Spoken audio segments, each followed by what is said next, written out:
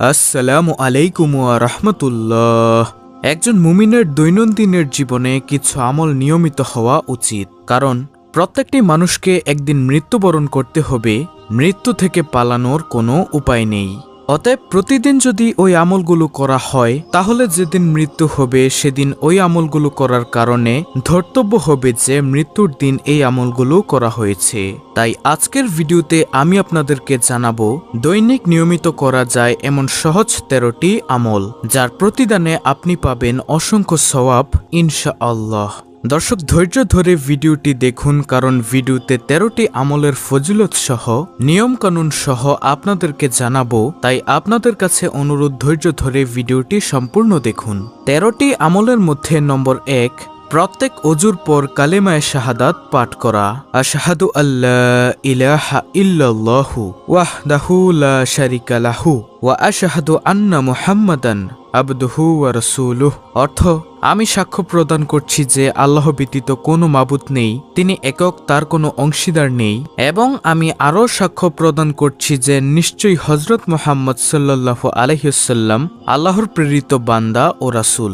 অজুর পর কালিমায়ে শাহাদাত পড়া মুস্তাহাব। রাসূল করিম সাল্লাল্লাহু আলাইহি ওয়াসাল্লাম ইরশাদ করেছেন, যে ব্যক্তি উত্তম রূপে অজু করার পর আশহাদু আল্লা ইলাহা ইল্লাল্লাহু ওয়াহদাহু লা শারিকা লাহু ওয়া আশহাদু আন্না মুহাম্মাদান আবদুহু ওয়া রাসূলুহু বলবে, তার জন্য জান্নাতের 8টি দরজাই খুলে দেওয়া হবে, সে যে দরজা দিয়ে ইচ্ছা প্রবেশ করতে পারবে। সহিহ মুসলিম শরীফের হাদিস। সুবহানাল্লাহ। নম্বর 2, প্রত্যেক ফরজ সালাতের শেষে আয়াতুল কুরসি পাঠ করা। আয়াতুল কুরসি হল সূরা বাকারার 255 নং আয়াত। আয়াতুল কুরসির ফজিলত হল, হাদিস শরীফে বর্ণিত হয়েছে, রাসূলুল্লাহ সাল্লাল্লাহু আলাইহি ওয়াসাল্লাম বলেছেন, যে ব্যক্তি প্রত্যেক ফরজ নামাজের পর আয়াতুল কুরসি পাঠ করবে, তার জান্নাতে প্রবেশের পথে মৃত্যু ছাড়া আর কোনো বাধা থাকবে না। শুআবুল ঈমান, হাদিস নম্বর 2395। 5 ওয়াক্ত ফরজ নামাজের পর এই আমল করা কোনো কঠিন বিষয় নয়। ফরজ নামাজের পর আয়াতুল কুরসির নিয়মিত আমল মানুষকে জান্নাতে পৌঁছে দেয়। সুবহানাল্লাহ। নম্বর 3, প্রত্যেক ফরজ সালাত শেষে 33 বার সুবহানাল্লাহ, 33 বার আলহামদুলিল্লাহ, 33 বার আল্লাহু আকবার এবং 1 বার লা ইলাহা ইল্লাল্লাহু ওয়াহদাহু লা শারিকা লাহু লাহুল মুলকু ওয়া লাহুল হামদু ওয়া হুয়া আলা কুল্লি শাইইন কাদির। এই দোয়াটি পাঠ করুন, এতে আপনার অতীতের সব পাপ ক্ষমা হয়ে যাবে। সুবহানাল্লাহ। মুসলিম শরীফের হাদিস। সেই সাথে জাহান্নাম থেকে মুক্তি পেয়ে যাবেন, কেননা দিনে 360 বার এই তাসবিহগুলো পড়লে জাহান্নাম থেকে মুক্ত রাখা হয়, আর এভাবে 5 ওয়াক্ত সালাতে 500 বার পড়া হচ্ছে।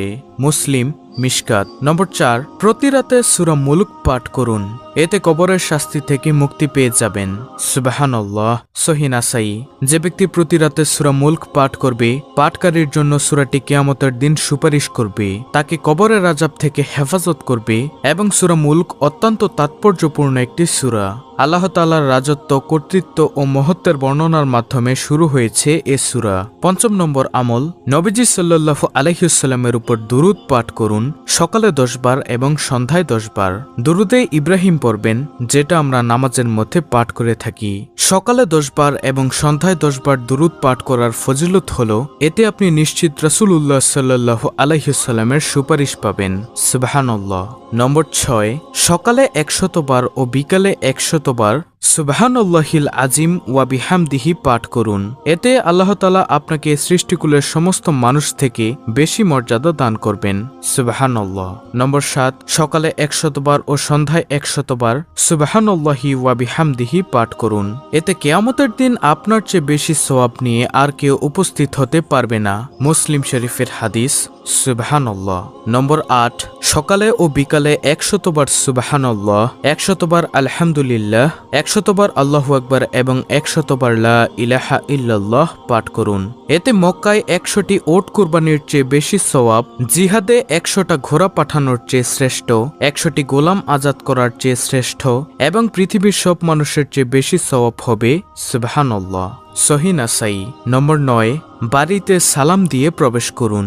এতে আল্লাহ তাআলা নিজ জিম্মাদারিতে আপনাকে জান্নাতে প্রবেশ করাবেন। সুবহানাল্লাহ। আর যে ব্যক্তি সালাম দিয়ে নিজের ঘরে প্রবেশ করেছে সে আল্লাহর জিম্মাদারিতে রয়েছে। আবু দাউদ শরীফের হাদিস। সুতরাং মুমিন মুসলমানের উচিত ঘরে প্রবেশের আগে সালাম দেওয়া।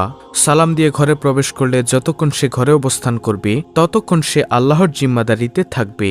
যে আল্লাহর জিম্মাদারিতে থাকবে তার কোনো চিন্তা নেই কোনো বিপদের আশঙ্কা। আর কোনো ব্যক্তির জন্য এর চেয়ে সৌভাগ্যের বিষয় আর কি হতে পারে। আল্লাহ তাআলা মুসলিম উম্মাহর সবাইকে ঘরে প্রবেশ করার সময় সালাম দেওয়ার মাধ্যমে মর্যাদা ও সম্মানের এ ফজিলত অর্জন করার তৌফিক দান করুন, আমিন। নম্বর 10, জামাতে ইমামের প্রথম তাকবীরের সাথে 40 দিন সালাত আদায় করুন। এতে আপনি নিশ্চিন্তে জাহান্নাম থেকে মুক্তি পেয়ে যাবেন। সুবহানাল্লাহ। তিরমিজি শরীফের হাদিস। আনাস রাদিয়াল্লাহু তাআলা আনহু থেকে বর্ণিত হাদিসে নবীজি সাল্লাল্লাহু আলাইহি ওয়াসাল্লাম বলেন, যে ব্যক্তি 40 দিন জামাতে নামাজ আদায় করবে এবং সে প্রথম তাকবীরও পাবে তার জন্য 2টি মুক্তির পরওয়ানা লেখা হবে। 1, জাহান্নাম থেকে মুক্তি। 2, নেফাক থেকে মুক্তি। সুনানে তিরমিজি হাদিস নম্বর 241। নম্বর 11, প্রতি মাসে আয়ের একটি অংশ এতিমখানা বা মসজিদ মাদ্রাসা বা গরিব দুঃখী বিধবাদের মাঝে দান করবেন, হোক সেটা অতি অল্প। এতে আপনি আল্লাহ তাআলার কাছে জিহাদকারীর সমতুল্য হবেন। বুখারী শরীফের হাদিস।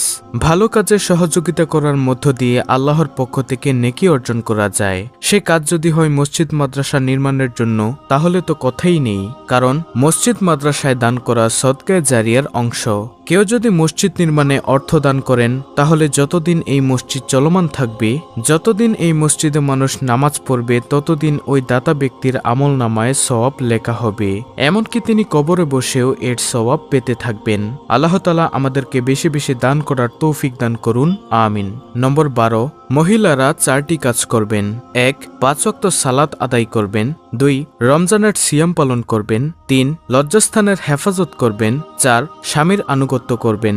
হযরত আবু হুরায়রা রাদিয়াল্লাহু তাআলা আনহু থেকে বর্ণিত, রাসূলুল্লাহ সাল্লাল্লাহু আলাইহি ওয়াসাল্লাম বলেছেন, যে নারী 5 ওয়াক্ত নামাজ আদায় করে, রমজান মাসে রোজা রাখে, স্বীয় লজ্জাস্থান সংরক্ষণ করে, স্বীয় স্বামীর অনুগত থাকে, কিয়ামতের দিন তাকে বলা হবে যে জান্নাতের যে দরজা দিয়ে খুশি তুমি জান্নাতে প্রবেশ করো। সহিহ ইবনে হিব্বান হাদিস নম্বর 4163। 13 নম্বর আমল, মসজিদে ফজরের সালাত আদায় করে বসে বসে দোয়া জিকির পাঠ করুন এবং সূর্য উঠে গেলে 2 রাকাত চাস্তের সালাত আদায় করুন। এতে আপনি প্রতিদিন নিশ্চিত একটি কবুল হজ ও একটি উমরার সওয়াব পাবেন। আর কবুল হজের সওয়াব জান্নাত ছাড়া আর কিছুই নয়। তিরমিজি। সুবহানাল্লাহ। সুপ্রিয় দর্শক, এই হলো মোট 13টি আমল।